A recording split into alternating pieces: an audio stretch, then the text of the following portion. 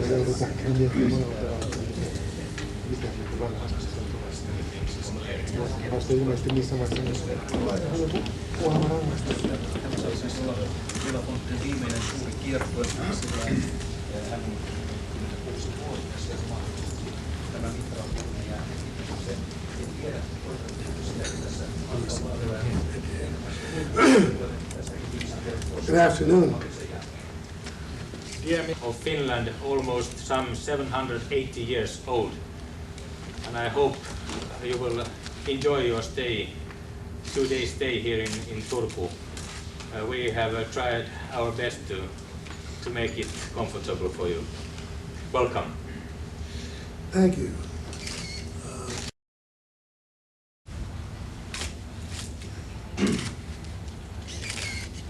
What makes you still going on?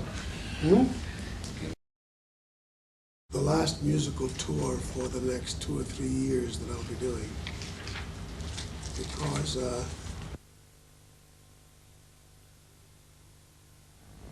which I will play a role, one of the lead roles in the film.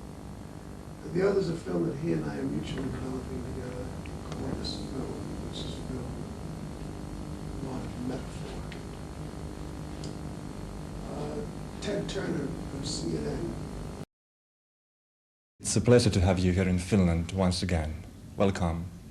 It's a great joy to be here. I like Finland very much. It's been, in fact, exactly 2 years since your last visit to Finland. 2 years in your life. Still making movies, having concerts, or? It's been 2 years of my life doing concerts in other countries. I have been working very hard at the idea of putting together a company for making films, and we have successfully done that. So that this appearance in Finland will probably be the last one for some years to come, maybe 3 or 4, because I will be very deeply involved with the making of new films. With 2 American directors, one by the name of Jonathan Demme, who directed a film called Silence of Lambs and won the awards for it in America. And the other a director by the name of Robert Altman, who is currently having a huge success with a film called Players, and he just won the Venice Film Festival with another film called Shortcuts. With those 2 gentlemen, I'm doing 3 films. And then right after I get through with them, I'm directing my first film. So it's going to be quite an exciting time for me. What kind of movie will it be? The one that I'm directing? Yes. The one that I'm directing is called The Port Chicago Mutiny. And it's a story of about 2,000 African-American sailors, black sailors, during the Second World War, who were put to a very grueling task of working with ammunition in a place where none of them were trained to do it. And their officers were white, and they were very cruel. And the process culminated in a severe explosion, the largest disaster that we had in America during the Second World War in America was this explosion. And 50 of the men were charged with mutiny. The Navy blamed the problem on them, and they were found guilty. And Ted Turner, who owns a motion picture company that is now making films, his representatives approached me with the book, and I liked the script very much, and they asked me if I would direct it, so that'll be my first directing job. So quite exciting, or how do you feel? I feel very excited. I'm very anxious. I've never directed a film before, so this will be my first time, and I'm thinking on it very in great detail. And if it works, then I think it is something that I'd like to continue to do for a while. You've just had some concerts in New York. It was 25 years or something without any concerts there. Why is that? Well, I was born in New York City, and my career started there. And I had done everything there was to do in that city. I did theater, I did television, I did nightclubs. My recordings were all there. And I woke up one day after about 15 years of just always being in New York. I decided that I would like to perhaps leave it for a while, and then come back when I go off and see the rest of the world, and then come back maybe in 2 or 3 years or 4 years when there was something new to do. And that idea was a good one, I thought, except that I woke up and it was 25 years and I didn't even realize it until New Yorkers they kept demanding that I come back and come back. So this year, for the first time, I went back, and it was a wonderful experience. And then to politics.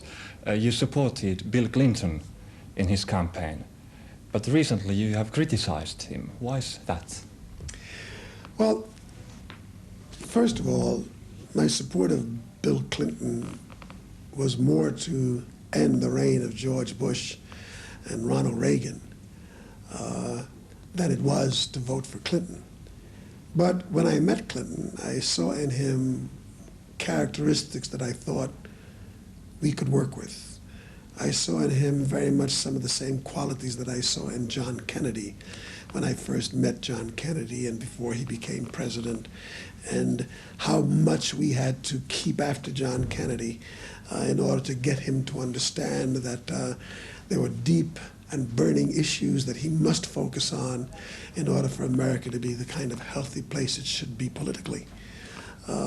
Those early criticisms yielded a great deal. I mean, we had the civil rights movement in America. I was part of that movement with Dr. King and others, and it pushed John Kennedy to a certain place in history that he may never have gone had we not had that movement. We had a very active youth in America at that time with the anti-war movement against Vietnam and a very active society. And I think our America has to become that kind of an active society again in order to push Clinton to places that I think he can and should go. And if we don't do that, then we have missed the opportunity of making him the kind of president that John Kennedy was growing or becoming. I think that Clinton is very young. He's extremely intelligent, very bright. I think he does have a moral center. And what we have got to do is to lead him to understand that what we need in the world today is not so much what is politically pragmatic or politically easy to do. We need men and women of great moral strength and moral courage who will then have the political will to do what is morally correct. And for too long, politics has thrown away moral incentives and moral goals as politically dangerous.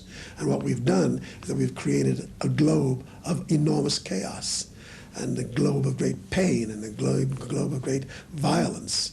And I say that until we begin to understand that we have a great moral responsibility, that we have the soul of the world to begin to address, that we will never ever change our conditions if we don't do that. And we should start where, at least for me, where it's easiest, and that's where I live in America, and hopefully Clinton will be able to do that with the help of his wife. But now you think that he's morally weak. I think he's not showed the kind of moral courage that he should show. And the only way to let him know that is by criticizing him. I can pick up the phone and call him, but that's just between he and I. I think he should know that there are a lot of people who feel that, and that it's not just me. I speak for a fairly large constituency that had hoped that Clinton would deliver on certain promises that he made during the election. And we're still waiting to see those promises delivered. That's why we stay after him. You've been fighting strong against racism. Is it right to say that racism is dying or going away? No, as a matter of fact, I think racism is far from dead. Racism in certain forms, in certain places, has taken a shift for the better. But I think in other ways it has also taken a shift for the worse.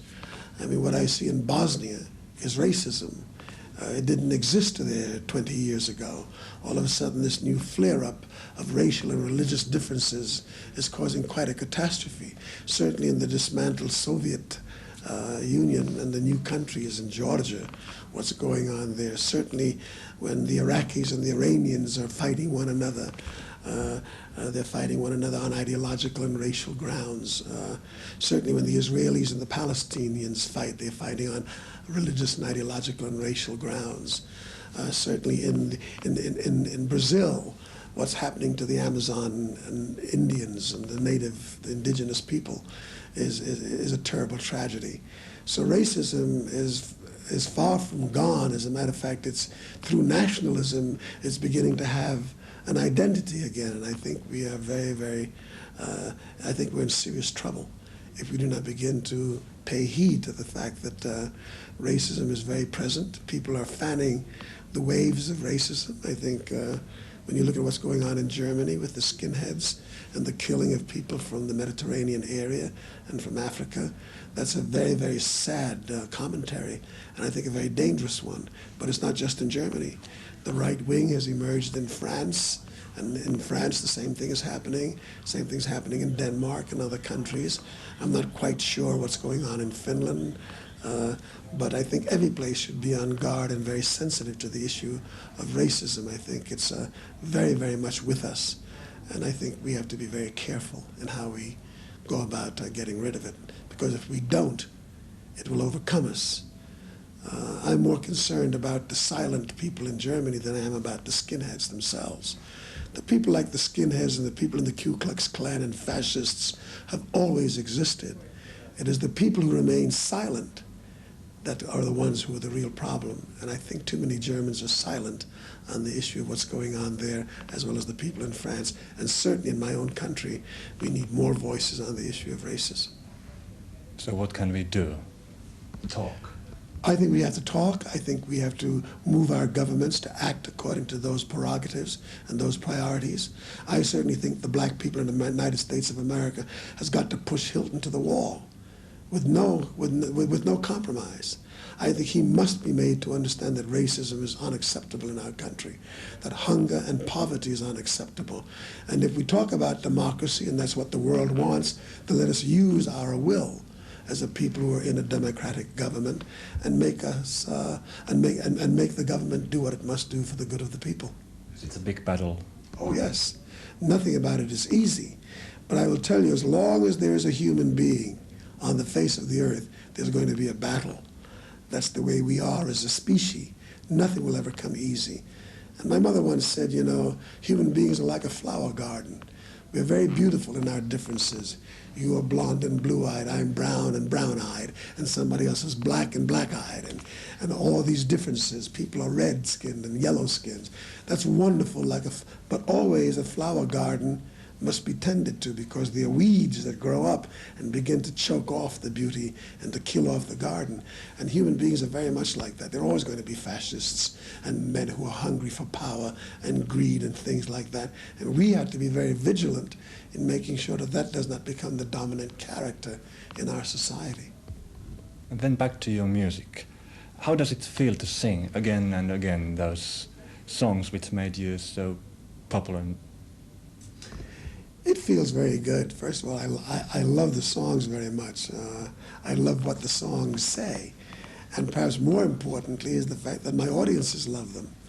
If I ever tried to leave a concert without singing certain songs, I think audiences would be absolutely furious.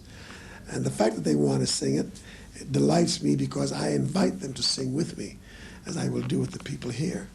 And they do. And I think everybody has a wonderful time in the community singing. They really do.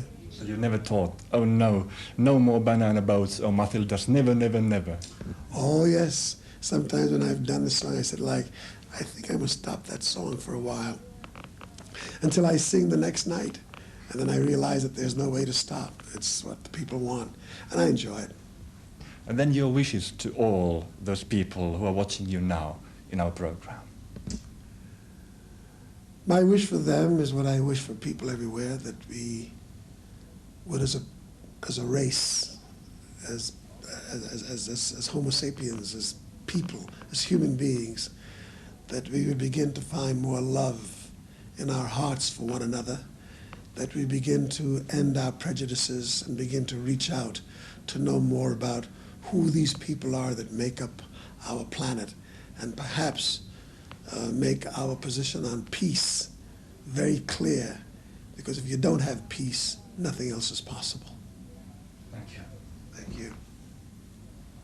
And now, if I may ask you a personal wish, and even even dedicated, if it's possible for me. It would be a great pleasure. I even interviewed you here 2 years ago, when you last time we were here in Helsinki. Yes.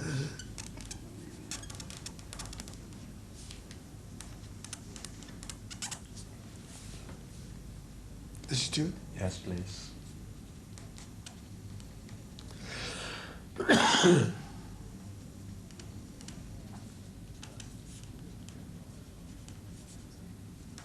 That time you visited a children's hospital. Yes, I came with Yes. my granddaughter. Yes, yeah. Rachel.